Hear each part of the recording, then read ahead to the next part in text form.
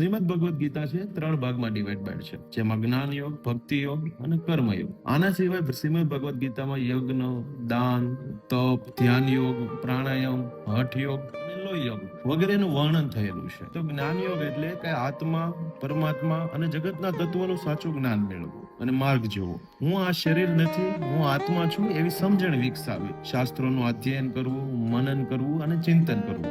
આત્મજ્ઞાન દ્વારા મોક્ષ પામવાનો પ્રયત્ન કરવો. એનું એક્ઝામ્પલ આપણે લેવું હોય તો શંકરાચાર્યજીનું લઈ શકીએ. ભક્તિ યોગ એટલે ભગવાન પ્રત્યે પૂર્ણ પ્રેમ, શ્રદ્ધા અને સમર્પણ થકી મોક્ષનો પામવાનો માર્ગ. ભગવાનની પૂજા, સ્તુતિ, જય, કીર્તન કરવું અને ભગવાનની પૂજા, સ્તુતિ, જપ અને કીર્તન કરવું. પોતે જે કંઈ પણ છે અને જે પણ કરે છે તે બધું ભગવાનને અર્પણ કરવું. ભગવાન જ બધું છે અને તેનું સ્મરણ જીવનનું મુખ્ય કાર્ય છે તેવું રાખવું. ભક્તિ યોગને શ્રેષ્ઠ યોગ કીધો છે ભગવાન શ્રી કૃષ્ણએ. એમાં તમે મીરાબાઈનું એક્ઝામ્પલ લઈ શકો, પ્રહલાદનું લઈ શકો અને શબરીનું લઈ શકો છો.